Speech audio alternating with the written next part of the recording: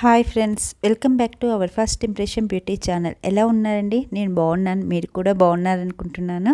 మీకు లాస్ట్ వీడియోలో నేను హెయిర్ స్టైల్ స్కిప్ చేశానండి. ఆ వీడియో చాలామంది అడిగారు. సో ఈ వీడియోలో నేను నా హెయిర్ స్టైల్ మీకు ఎక్స్ప్లెయిన్ చేస్తున్నాను. చూడండి, బ్రైడల్కి నేను హెయిర్ స్టైల్ ఫస్ట్ వచ్చేసి 2 సెక్షన్స్ లాగా తీసుకున్నానండి. సో ఆ 2 పార్టేషన్స్ తీసుకొని మిడిల్ క్రౌన్ పార్ట్లో మనము బ్యాక్ కోమ్ చేసుకుంటూ స్ప్రే చేసుకుంటూ చేయటం వల్ల మనకు అక్కడ మంచి వాల్యూమ్గా కనిపిస్తుంది హెయిర్ అనేది. చూడండి,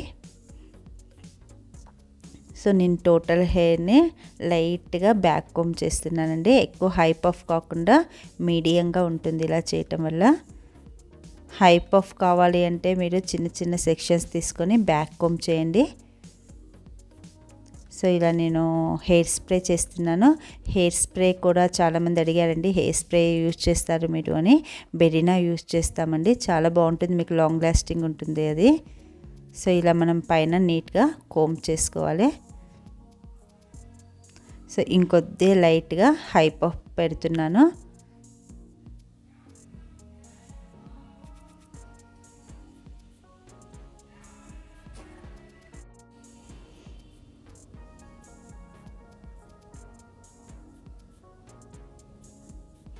అలా మనము నీట్గా కోమ్ చేసుకోవాలి. కోమ్ అంటే మీరు హార్డ్గా కోమ్ చేయనవసరం లేదండి, లైట్గా పైన కోమ్ చేస్తే సరిపోతుంది. ఎందుకంటే ఆల్రెడీ మనం అక్కడ స్ప్రే చేసి ఉంటాం కాబట్టి స్టిక్కీగా ఉంటుంది.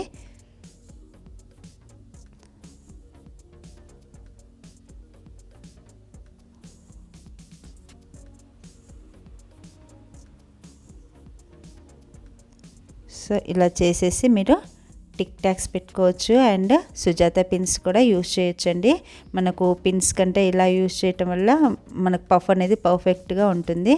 సో ఇప్పుడు నేను ఫ్రంట్ పార్ట్ తీసుకుంటున్నాను. దాంట్లో వచ్చేసి మీరు ఒక 1 సెక్షన్ మిడిల్ 1 సెక్షన్ని మనము బ్యాక్ కోమ్ చేసుకుంటూ పెట్టాలండి. అలా చేయటం వల్ల మనము ఆల్రెడీ ఫస్ట్ స్ప్రే చేసి బ్యాక్ కోమ్ చేసాం కదా, అది ఏదైనా చిక్కులుగా అనిపించినా నీట్గా ఫినిషింగ్ లుక్ లేకున్నా కూడా ఇది మనం దీంతో మనం నీట్గా వస్తుందండి పఫ్ అనేది.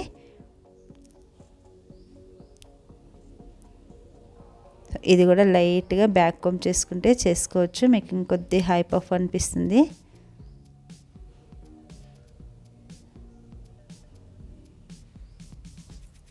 నేను లైట్గా చేస్తున్నాను.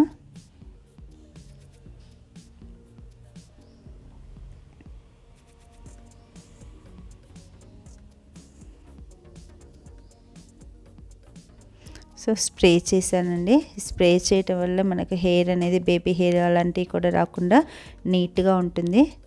సో పిన్స్ పెట్టేస్తున్నాను.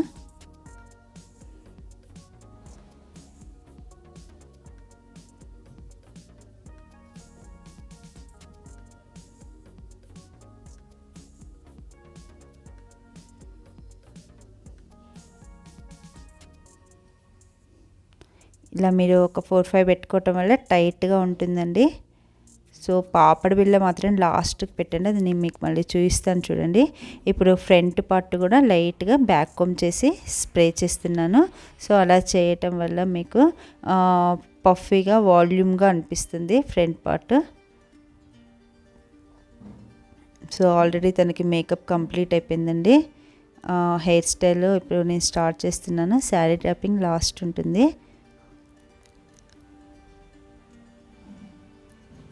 సో టోటల్ మనకు హెయిర్ పఫీగా రావాలంటే మనం మొత్తం కూడా బ్యాక్ కోమ్ చేస్తూ స్ప్రే చేస్తూ ఉండాలి. సో పైన మనం స్ప్రే చేసి కోమ్ చేయటం వల్ల హెయిర్ అనేది చాలా స్టిక్కీగా ఉంటుంది. అండ్ నెక్స్ట్ వచ్చేసి బేబీ హెయిర్ అలాంటివి బయటికి రాకుండా ఉంటాయి. చాలా నీట్ లుక్ అనిపిస్తుందండి. ఇలా లైట్గా ట్విస్ట్ చేయటం వల్ల మనము ఎంత బౌన్సీగా కావాలంటే అంత బౌన్సీగా మనం ముందుకి పుష్ చేయొచ్చు.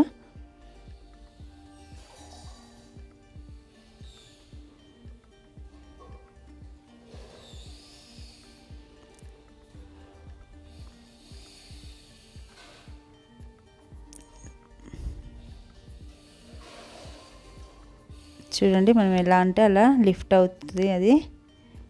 అండ్ నెక్స్ట్ ఇటు సైడ్ కూడా సేమ్ అలానే మనం ఇటు సైడ్ ఎలా వేసామో అలానే వేయాలండి. ముందు మనం ఒకసారి చెక్ చేసుకుంటూ వేయాలి. సో ఇలా బ్యాక్ కోమ్ చేస్తున్నాను నేను ఒక్కొక్క సెక్షన్ తీసుకొని. అది కూడా ఎక్కువ వాల్యూమ్ అవసరం లేదు కాబట్టి మనం లైట్గా బ్యాక్ కోమ్ చేస్తున్నాను అండి. సో స్ప్రే చేయటం వల్ల మనకు లాంగ్ లాస్టింగ్ ఉంటుంది ఆ బ్యాక్ కోమింగ్ అనేది.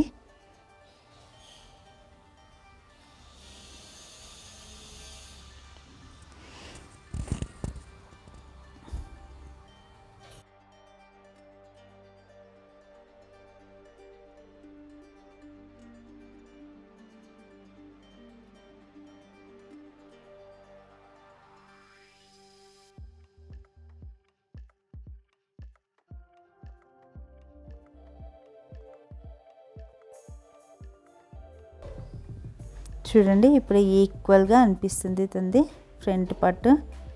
సో బ్రైడల్కి ఈ లుక్ చాలా బాగుంటుందండి ఫ్రంట్ లుక్.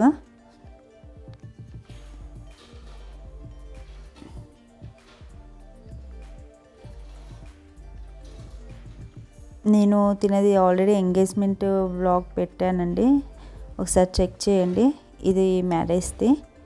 సో బ్యాక్ వచ్చేసి మనము ఫ్రెంచ్ వేయాలి. ఫ్రెంచ్ వేయటం వల్ల మనం పూల జడ అలాంటి వేణీస్ కుట్టినప్పుడు పర్ఫెక్ట్గా ఉంటుంది, స్లిప్ అవ్వకుండా ఉంటుంది హెయిర్ అనేది. సో ఇలా మనము ఒక 2 లేయర్స్ ఫ్రెంచ్ లాగా అల్లేసుకొని ఎక్స్టెన్షన్ సగరం అనేది మనము యాడ్ చేస్తాము.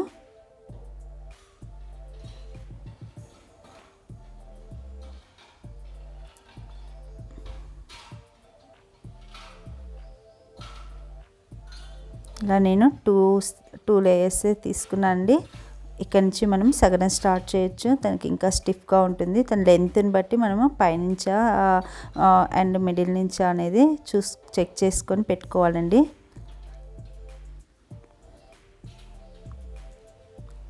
సో నేను ఇక్కడ నుంచి సగరం యాడ్ చేస్తున్నాను. మీరు సగరం అల్లేటప్పుడు కూడా చాలా టైట్గా అల్లండి. అలా అయితే వాళ్ళకు ఈవినింగ్ వరకు అలానే ఉంటుంది, మూవ్ అవ్వకుండా.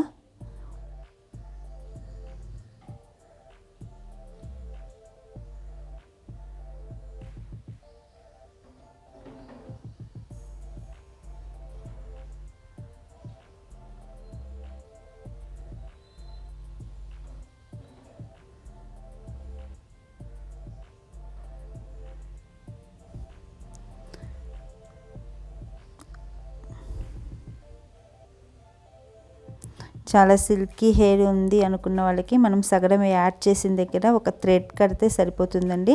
ఇంకా అది మన కిందికి జారదు. సో తినకు అవసరం లేదు, తింది నార్మల్గానే ఉంది హెయిర్.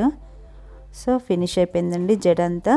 సో వీళ్ళు ఫ్లేవర్స్ వచ్చేసి వేణి అలాంటివి ఏం తెచ్చుకోలేదండి, ఓన్లీ మొత్తం టోటల్ స్టిక్ అయి ఉంటుంది కదా అది తీసుకొచ్చారు. దాన్ని నేను ఇలా కుడుతున్నాను చూడండి.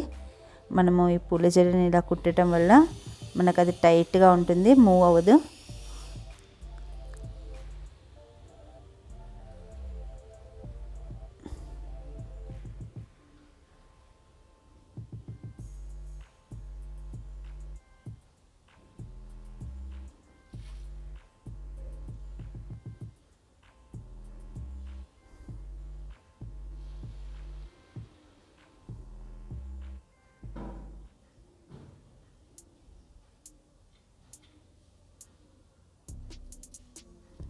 మీరు అటు సైడ్ కార్నర్స్కి ఇటు సైడ్ కార్నర్స్కి మొత్తం కూడా మనము కుట్టేసేయాలండి.